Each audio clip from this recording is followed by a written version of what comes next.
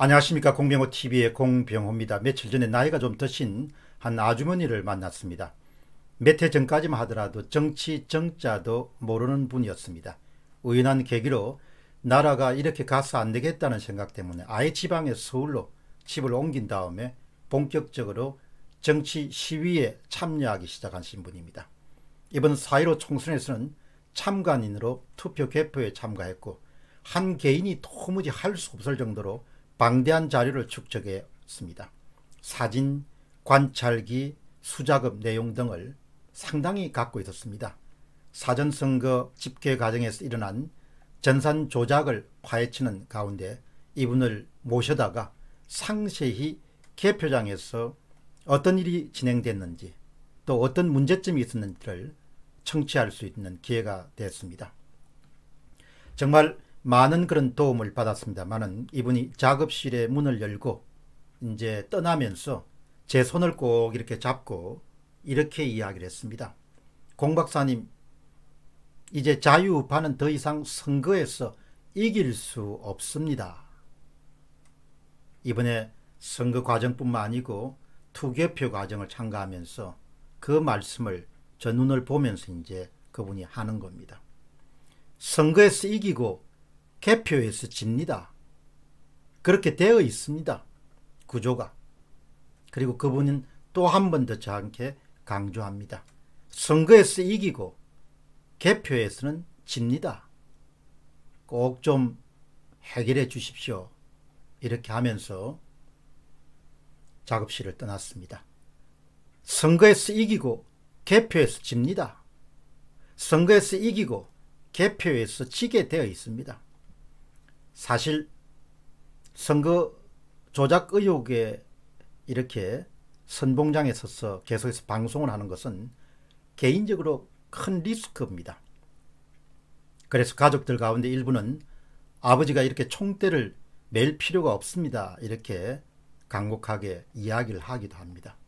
그러나 제가 갖고 있는 판단은 이번에 사전선거 결과의 집계 과정에서 일어났을 가능성이 높은 전산 조작, 이른바 디지털 데이터 조작 사건 문제를 제대로 해결하지 못하면 더 이상 한국에서는 선거는 의미가 없다는 생각입니다. 더 이상 한국에서는 투표장에 가서 표를 던질 그런 필요가 없다는 겁니다. 이미 승부가 디지털 조작으로 다 결정되어 있을 것이기 때문입니다. 그 점을 저는 믿고 있기 때문에 나서지 않을 수가 없었습니다. 사실 그걸 몰랐으면 괜찮았는데 그걸 알고 있는 이상 어떻게 입을 다물 수 있겠습니까? 여러분들에게 분명히 말씀드리고 싶은 것은 훗날 제가 틀릴 수도 있습니다. 그러나 과학적 증거가 의혹이 아니고 단순한 의혹이 아니고 대형 사건이라는 점을 과학적 증거가 통계 분석 결과가 그리고 수학 분석 결과가 반복적으로 가르쳐 주는데 어떻게 사람이 눈을 감고 귀를 그냥 닫을 수가 있겠습니까?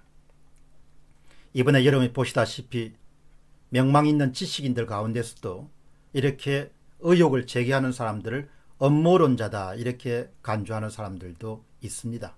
그리고 제법 이름이 알려진 우파 유튜브들 가운데서도 의혹을 제기한 것 자체를 음모론이라고 이렇게 간주하면서 반복적으로 사람을 공격하는 그런 우파 유튜브들도 있습니다.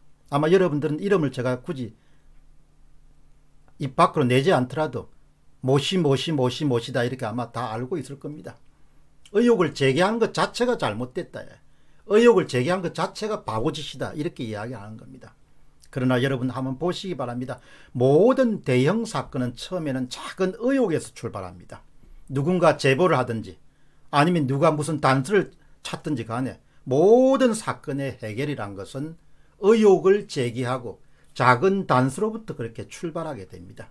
그 의혹을 제기하는 사람은 여러분이 될 수도 있고 제가 될 수도 있고 또 어떤 우리가 될 수도 있는 것이죠. 의혹을 제기하는 사람들은 우리지만 의혹을 최종적으로 해결하는 사람은 당연히 검찰이나 아니면은 또 판사나 법원이나 아니면 경찰이 돼야겠죠. 수사당국이 의혹을 파헤치는 주역이 돼야 되는 겁니다. 그러나 의혹이 경찰이나 검찰에 가기 전에 의혹을 제기하는 당사자는 국민의 일이니까 국가의 일이니까 우리의 일이 될 수 있는 거죠. 나의 일이 될 수 있는 거죠. 이렇게 의혹을 제기하면은 당연히 중앙선거관리위원회가 나서서 이렇게 이상한 통계적 결과에 대해서 좀 책임 있는 해명을 해야 되죠. 그리고 더더욱 집권 여당은 해명에 적극적으로 나서야 되고 청와대도 해명해야 되는 거죠. 이렇게 몇 주 정도 많은 사람들이 엑셀 작업을 해서 명백한 그런 확률적으로 분명히 의심스럽고 범죄 사실이 보이는 그런 내용을 이야기하더라도 아무 이야기 없지 않습니까? 여당이나 청와대는 일체 반응을 보이지 않는 것이죠. 그러고 나서 뜬금없이 더불어민주당의 원내대표라는 사람은 나서서 헌법 개정을 해야 할 때다 이렇게 나서니까 국민을 개나 돼지로 생각하지 않는다면 절대로 행할 수 없는 그런 발언을 하는 거죠. 국민을 개나 돼지로 생각하니 그런 이야기가 나오는 거죠.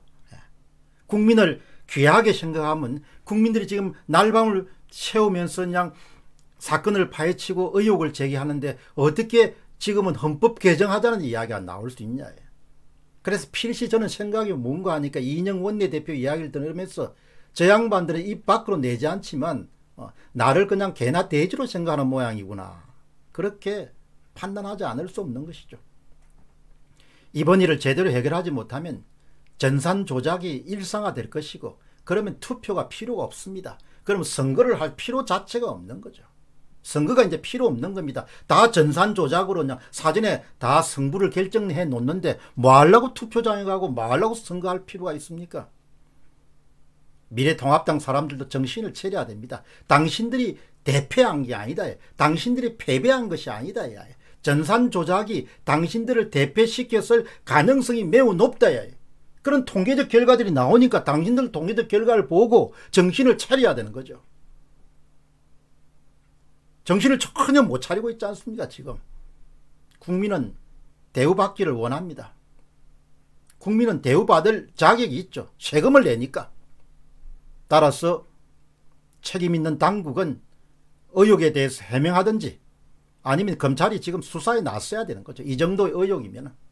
이 정도의 통계 분석 결과가 99.99%로 4월 11일과 4월 12일 날 대한민국에서 일어난 사전선거에서 집계 과정에서 개표 과정에서 모든 사람이 성실했고 중앙선관위도 성실했음에도 불구하고 불행히도 집계 과정에서도 디지털 조작 사건이 발생했을 가능성이 매우 높다는 그런 증거들이 속속 제기되고 있기 때문에 청와대가 해명하든지 집권 여당이 해명하든지 아니면은 그 집권 여당 내부에 있었던 민주연구원인가 그게 책임 있는 사람이 해명하든지 아니면 검찰이 직접 수사에 나서야 되는 거죠. 검찰총장이 쉽지 않은 일입니다만은 이 정도의 방대한 과학적 증거를 가지면 충분히 수사에 인지수사에 나설 수 있는 또 고발수사에 나설 수 있는 그런 중대 사안이고 나라 전체의 건강을 흔들 수 있는 대형 사건이라고 봅니다. 초대형 사건입니다. 건국 이래로 이렇게 큰 사건이 있은지 모르겠습니다. 모든 지역에서 발생한 디지털 데이터 조작에 의한 부정선거일 가능성이 높기 때문입니다. 제가 확정적인 발언을 하지 않았습니다. 가능성이 엄청 높다는 이야기입니다. 공병호 TV의 공병호였습니다. 감사합니다.